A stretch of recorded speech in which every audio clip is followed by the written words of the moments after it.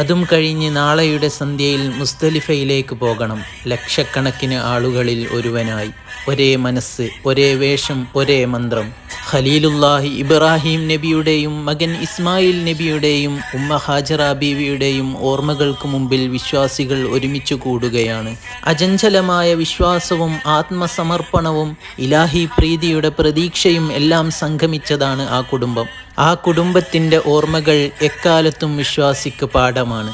ഇന്ന് മനസ്സുകൊണ്ടെങ്കിൽ വൈകാതെ ഖലീലുല്ലാഹിയുടെ വിളി കേട്ട് അവിടം ചെല്ലണം. ഉമ്മ പെറ്റ കുട്ടിയെപ്പോലെ സ്ഫുടം ചെയ്ത മനസ്സുമായി അവിടം കണ്ട് മടങ്ങണം. ഹൃദയ രാജകുമാരൻ ഹബീബിൻ്റെ ചാര ചെല്ലണം. അവിടത്തേക്ക് സലാം പറയണം. അതൊന്നുമില്ലാതെ ലോകം വിട്ടു പോകല്ലേ എന്നാണ് പ്രാർത്ഥന.